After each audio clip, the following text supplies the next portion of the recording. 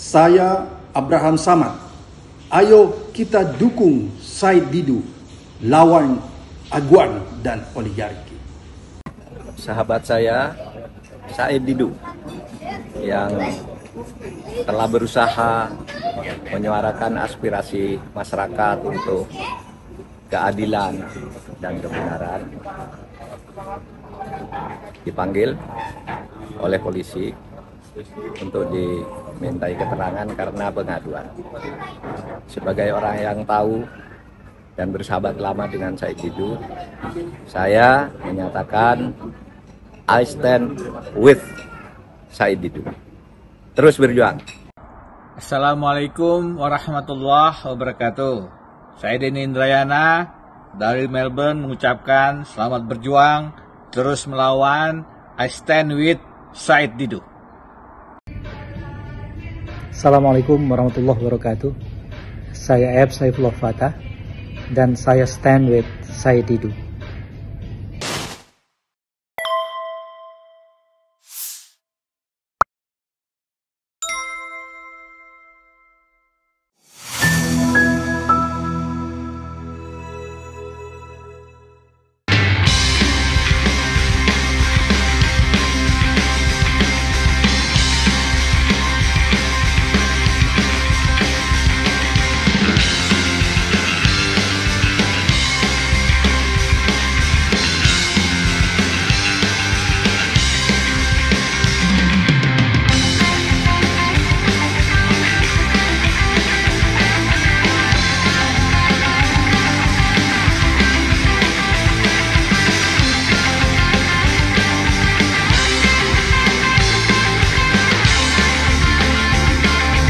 Bismillahirrahmanirrahim.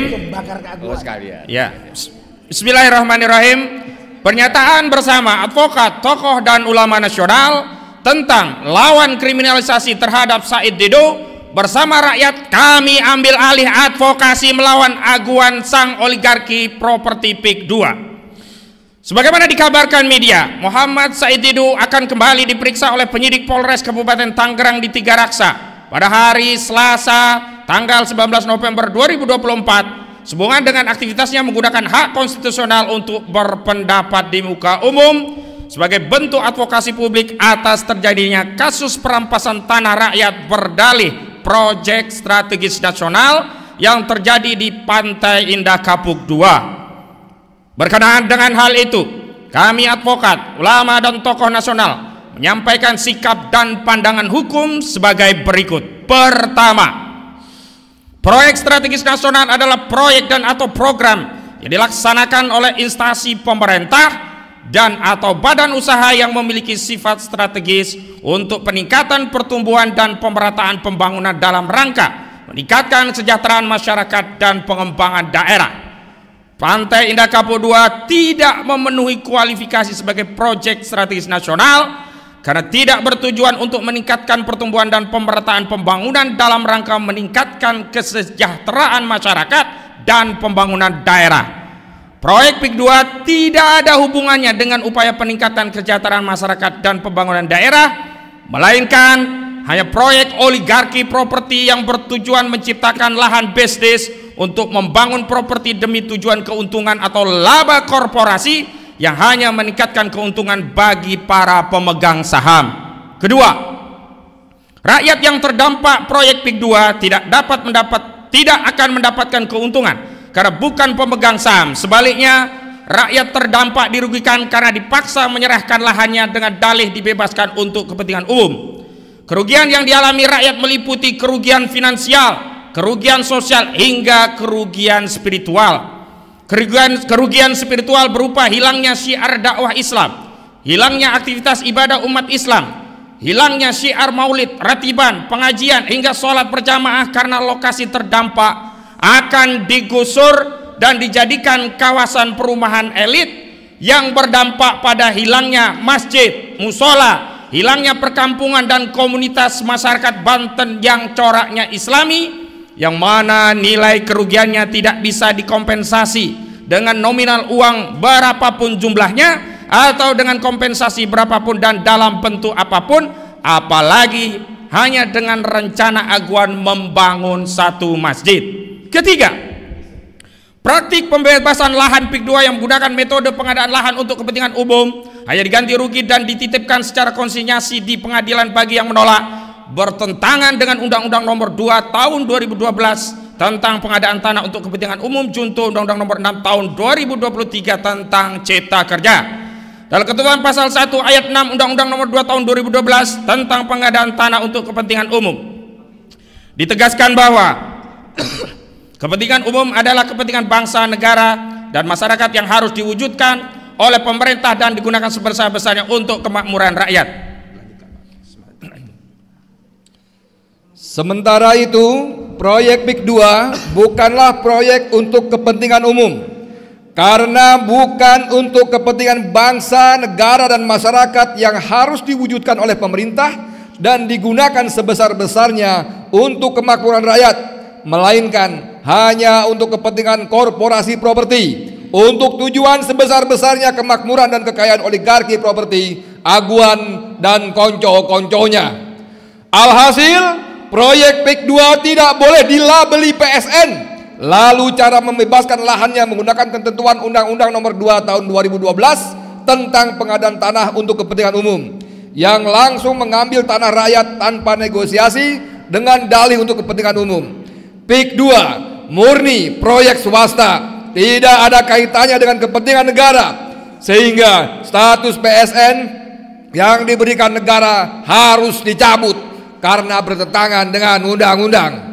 Ketiga, kerugian yang dialami negara berupa munculnya entitas negara dalam negara, berupa kawasan perumahan eksklusif, dan berkurangnya potensi pendapatan negara dari sektor PPH dan BPHTB dalam peralihan hak atas tanah karena dampak status PSN proyek PIK 2 adalah salah satu pelanggaran hukum yang terkategori korupsi dengan menyalahgunakan wewenang atau melakukan perbuatan melawan hukum yang menguntungkan diri sendiri, orang lain, atau korporasi yang dapat menimbulkan kerugian keuangan negara, sehingga wajib diproses secara hukum oleh institusi berwenang dengan ketentuan-ketentuan dan atau pasal 2 atau pasal 3 Undang-Undang Nomor 31 Tahun 1999 junto Undang-Undang Nomor 20 Tahun 2001 tentang tindak pidana korupsi.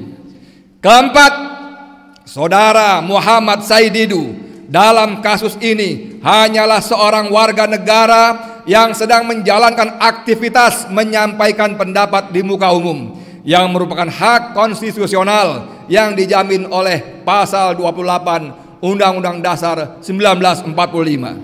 Kelima, Saudara Muhammad Said Didu dalam perspektif akidah Islam sedang menjalankan ibadah sesuai keyakinan agama Islam berupa aktivitas ibadah dalam bentuk dakwah amar ma'ruf nahi mungkar yang juga merupakan hak konstitusional yang diatur dalam pasal 29 Undang-Undang Dasar 1945. Keenam, karena itu dengan dalih dan alasan apapun Saudara Muhammad Said Didu tidak dapat dipersoalkan secara hukum karena sedang menjalankan hak konstitusional yang dijamin oleh konstitusi negara, sehingga segala tindakan yang mempersoalkan aktivitas berpendapat dan menjalankan kewajiban dakwah amar ma'ruf nahi mungkar dapat dikategorikan sebagai tindakan kriminalisasi.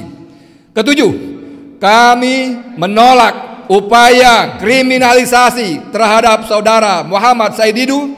Kami menduga kuat bahwa sampai derajat meyakini apa yang menimpa Saudara Muhammad Said Didu adalah bagian upaya yang dilakukan Saudara Sugianto Kusumo alias Aguan yang merupakan pengembang di proyek PIK 2 untuk membungkam setiap aktivitas kritik terhadap proyek PIK 2. Karena dalam proyek PIK 2 Saudara Aguan adalah pihak yang paling diuntungkan dari aktivitas bisnis properti di kawasan PIK 2. Berdasarkan hal-hal tersebut sebagaimana dikemukakan di atas, maka kami advokat, ulama, dan tokoh nasional menyampaikan tuntutan sebagai berikut.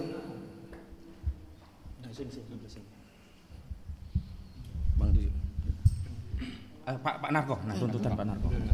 Pak Narko. Tuntutan. Yang tuntutan Pak Narko. Ya, aku dapat. Satu, kami menuntut kepada pemerintah CQ Presiden Prabowo Subianto untuk segera membatalkan status PSN pada proyek PIK 2 dan mengembalikan kedaulatan tanah seluruh rakyat Indonesia.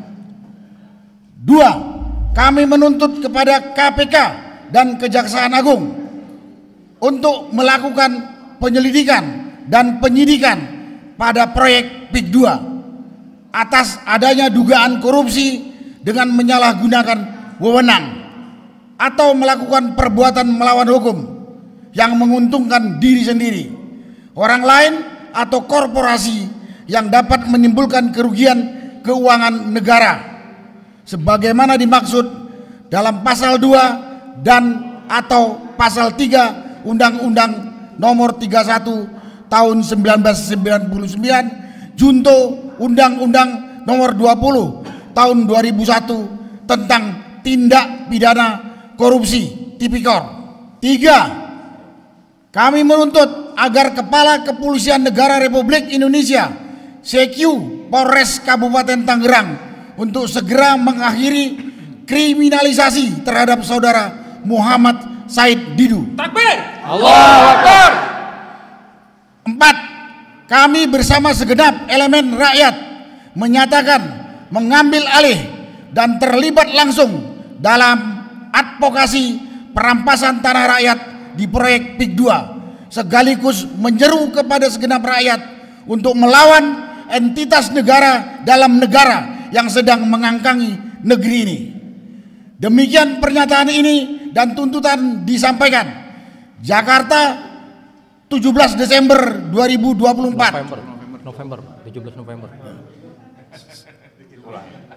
Jakarta 17 November 2024. Takbir!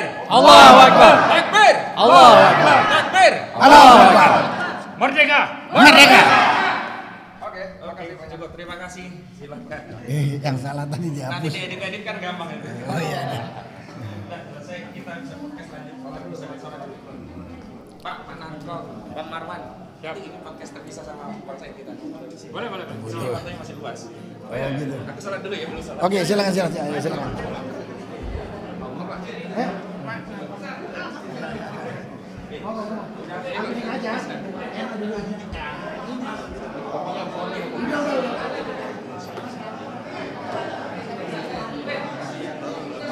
Rumahnya Pak Said. Ya, udah nyebar. Siang sampai sore.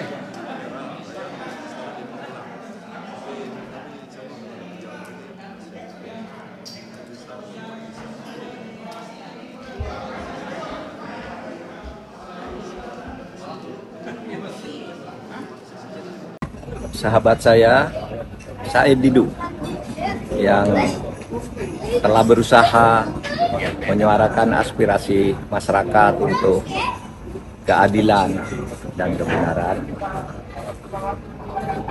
dipanggil oleh polisi untuk dimintai keterangan karena pengaduan. Sebagai orang yang tahu dan bersahabat lama dengan Said Didu, saya menyatakan I stand with Said Didu. Terus saya Adi Masardi, koordinator Gerakan Indonesia Bersih, berjuang bersama Said Didu, stand with Said Didu, melawan oligarki para pengembang yang durhaka. Saudara sekalian, saya Adi Mulyadi.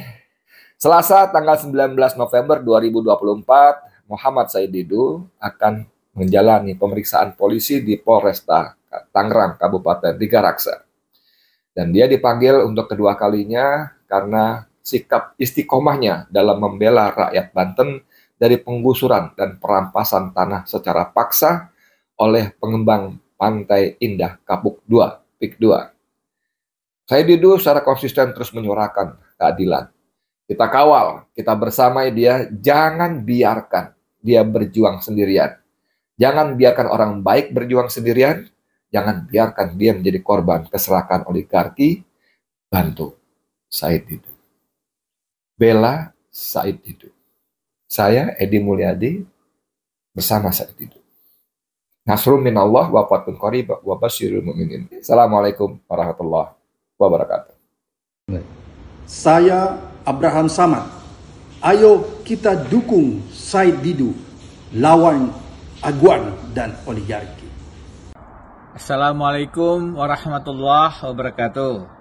Saya Denny Indrayana dari Melbourne mengucapkan selamat berjuang, terus melawan. I stand with Said Didu. Assalamualaikum warahmatullahi wabarakatuh. Saya Yusuf Muhammad Martak, selaku Ketua Umum Gerakan Nasional Pengawal Fatwa Ulama, menyatakan berada bersama Said Didu karena Said Didu bukan hanya manusia merdeka, tapi Said Didu adalah pejuang yang lebih mulia daripada aparat, daripada pejabat, daripada perwakilan rakyat di parlemen yang tidak bersuara apapun untuk membela rakyat, bangsa, dan negara. Lanjutkan Said Didu, insya Allah perjuanganmu akan dimenangkan oleh Allah Subhanahu wa Ta'ala karena engkau telah berbuat yang terbaik. Lanjut. Allahu Akbar. Wassalamualaikum warahmatullahi wabarakatuh. Assalamualaikum warahmatullahi wabarakatuh. Saya F. Saifullah Fatah dan saya stand with Said Didu. Saya Saifullah Tony, Sekretaris Jenderal Pimpinan Pusat Aliansi Gerakan Reforma Agraria, mewakili seluruh kolektif Pimpinan Pusat Aliansi Gerakan Reforma Agraria, berdiri berjuang bersama Bapak Muhammad Said Didu. Upaya kriminalisasi terhadap Bapak Muhammad Said Didu adalah upaya pembungkaman hak demokratis rakyat. Oleh sebabnya harus dilawan bersama-sama oleh seluruh gerakan rakyat Indonesia. Panjang umur, solidaritas. Assalamualaikum warahmatullahi wabarakatuh.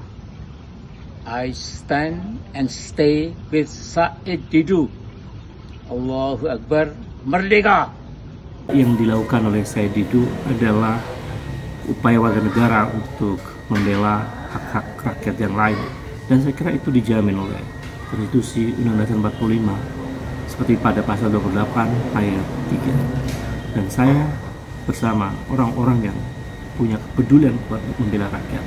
Saya kira Said Didu ada berada di posisi itu. Assalamualaikum warahmatullahi wabarakatuh. We stand with Mr. Said Didu. Allahu Akbar. Tegakkan keadilan, lawan kezaliman. Wassalamualaikum warahmatullahi wabarakatuh. Saya Lukas Luarso. I stand with Said Didu. Keep fighting. Bismillahirrahmanirrahim. Assalamualaikum warahmatullahi wabarakatuh. Saya Bunda Mary dari Lampung. I stand with Dr. Said Didu. Saya Profesor Dr. Ikran Nasar Bakti, stand with Dr. Said Didu. Saya Muhammad Cumur Hidayat, Ketua Umum Konfederasi Serikat Pekerja Seluruh Indonesia, stand together with Bapak Said Didu. Kita saling bahu-membahu memastikan melawan segala bentuk penindasan, termasuk kepada kaum buruh dan juga kaum petani yang digusur tanahnya, dan insya Allah kaum buruh bersama perjuangan ini. Merdeka. Assalamualaikum warahmatullahi wabarakatuh. Saya Usman Buton, stand with Dr. Said Didu. Saya Andi Sahrandi. Dengan ini menyatakan I stand with Said Didu. Assalamualaikum warahmatullahi wabarakatuh. Saya Medi Juniarto, I stand with Said Didu. Siap mengawal kepentingan hukum. Assalamualaikum warahmatullahi wabarakatuh. Gua Babe Aldo menyatakan dukungan kepada Bang Said Didu yang tanggal 19 November akan dipanggil polisi lagi terkait permasalahan di PIK 2. I stand with Said Didu. Saya Ahmad Kozinuddin. I stand with Said Didu. Saya Abdullah Al-Katiri, stand with Said Didu. Saya Dr. Syahganda Nenggolan. I stand with Dr. Said Didu. Saya Napoleon Bonaparte. stand with Mr. Said Didu.